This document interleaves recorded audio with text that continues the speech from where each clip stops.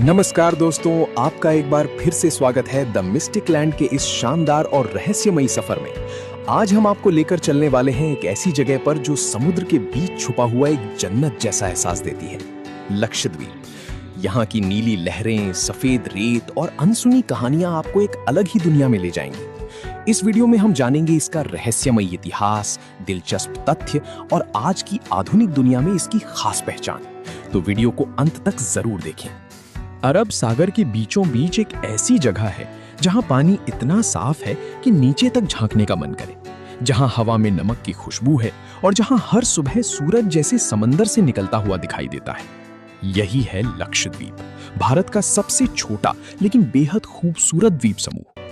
पहली नजर में ये सिर्फ एक टूरिस्ट डेस्टिनेशन लगता है, लेकिन जैसे जैसे आप इसकी कहानी को समझते जाते हो, आपको एहसास होता है कि ये जगह सिर्फ सुंदर नहीं, बल्कि इतिहास, रहस्य, संस्कृति और संघर्ष की एक लंबी कहानी अपने अंदर समेटे हुए है। कहानी शुरू होती है हजारों साल पहले, जब इंसान ने समुद्र को सिर्फ एक रास्ता नहीं, बल्कि एक अवसर के रूप में देखना शुरू किया था। उस समय आज की तरह नक्शे नहीं थे, जीपीएस नहीं था, लेकिन फिर भी लोग अपनी छोटी नावों में बैठकर अनजान दिशाओं में निकल जाते थे। माना जाता है कि केरला के तट से कुछ लोग ऐसे ही सफर पर निकले और लहरों के साथ बहते बहते इन छोटे छोटे द्वीपों तक पहुंच गए। शुरुआत में ये जगह बिल्कुल सुनसान थी, चारों तरफ सिर्फ समुद्र, बीच में कुछ रेत के टुकड़े और नारियल के पेड़। लेकिन इंसान की खासियत ही यही है कि वो हर जगह अपना घर बना लेता है। धीरे धीरे यहाँ छोटी छोटी बस्तियां बसने लगी। उन शुरुआती लोगों का जीवन आसान नहीं था। उन्हें हर चीज के लिए समुद्र पर निर्भर रहना पड़ता था। खाने के लिए मछलियां, पीने के लिए बारिश का पानी और रहने के लिए नारियल के पेड़ों से बने घर। लेकिन समय के साथ उन्होंने इस जगह के साथ एक गहरा रिश्ता बना लिया। समुद्र उनके लिए डर नहीं रहा, बल्कि उनका साथी बन गया। फिर समय बदला और दुनिया के अलग अलग हिस्सों से व्यापारी समुद्री रास्तों के जरिए भारत आने लगे। अरब देशों के व्यापारी जब भारत की ओर आते थे तो उनके जहाज अक्सर इन द्वीपों के पास से गुजरते थे। धीरे धीरे उन्होंने यहाँ रुकना शुरू किया। यही वो समय था जब लक्षद्वीप की कहानी में एक नया मोड़ आया। कहा जाता है कि एक सूफी संत उबैदुल्ला यहाँ पहुंचे। उनकी बातें, उनका व्यवहार और उनकी शिक्षा ने यहाँ के लोगों को बहुत प्रभावित किया। धीरे धीरे इस्लाम धर्म यहाँ फैलने लगा और समय के साथ ये यहाँ का मुख्य धर्म बन गया। लेकिन ये बदलाव सिर्फ धर्म तक सीमित नहीं था। इसके साथ साथ यहाँ की संस्कृति भी बदलने लगी। लोगों के पहनावे, खाने पीने के तरीके, त्योहार, सब कुछ धीरे धीरे एक नई पहचान लेने लगा, जिसमें भारतीय और अरब दोनों का असर साफ दिखाई देता था। यही कारण है कि आज भी लक्षद्वीप की संस्कृति आपको भारत के बाकी हिस्सों से थोड़ी अलग महसूस होती है। समय आगे बढ़ता गया और लक्षद्वीप अलग अलग शासकों के अधीन आता गया। कभी ये स्थानीय राजाओं के नियंत्रण में रहा, तो कभी कोलथुनाडु जैसे क्षेत्रों का प्रभाव यहाँ पड़ा। बाद में ये किंगडम ऑफ अराक्कल के अधीन आ गया, जो भारत का एकमात्र मुस्लिम शाही परिवार था। उन्होंने इन द्वीपों पर शासन किया और यहाँ के जीवन को व्यवस्थित करने की कोशिश की। उनके समय में नारियल की खेती और समुद्री व्यापार को बढ़ावा मिला। लेकिन असली बड़ा बदलाव तब आया जब यूरोप की शक्तियां समुद्र के रास्ते दुनिया पर कब्जा करने निकल पड़ी। 15वीं और 16वीं सदी में पोर्चुगीज एम्पायर के लोग यहाँ पहुंचे।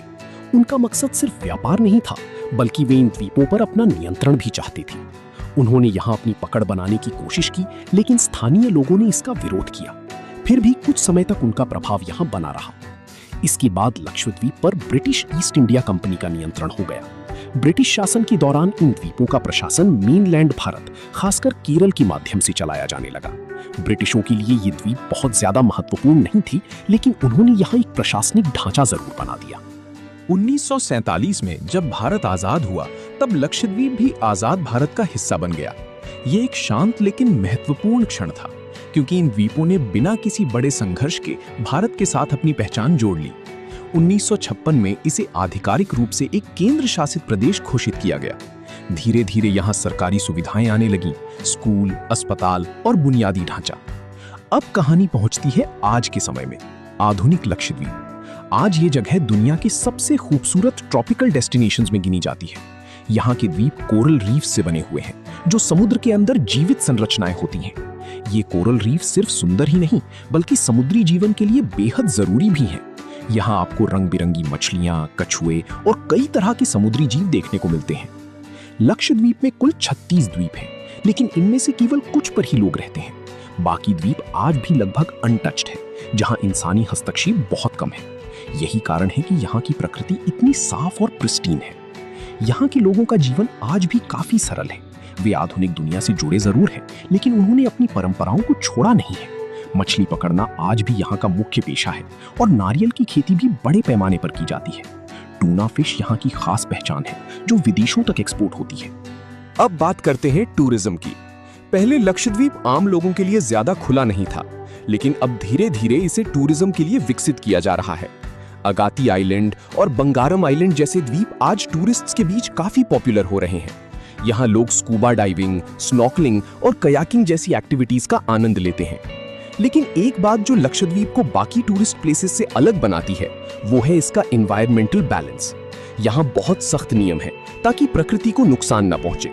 प्लास्टिक पर काफी हद तक रोक है और टूरिज्म को भी सीमित रखा जाता है, क्योंकि अगर ये जगह ओवर डेवलप हो गई तो इसकी असली खूबसूरती खत्म हो सकती है। लक्षद्वीप की सबसे खास बात यह है कि यहाँ का पानी इतना साफ होता है कि आप नाव में बैठकर नीचे तक देख सकते हो। कई बार तो ऐसा लगता है जैसे नाव हवा में तैर रही हो। रात के समय यहाँ का आसमान इतना साफ होता है कि आपको हजारों तारे एक साथ दिखाई देते हैं, जैसे किसी ने आकाश में हीरे बिखेर दिए हों। एक और दिलचस्प बात यह है कि लक्षद्वीप जाने के लिए आपको स्पेशल परमिट की जरूरत होती है। ये नियम इसलिए बनाया गया है ताकि यहाँ की पॉपुलेशन और एनवायरनमेंट को कंट्रोल में रखा जा सके।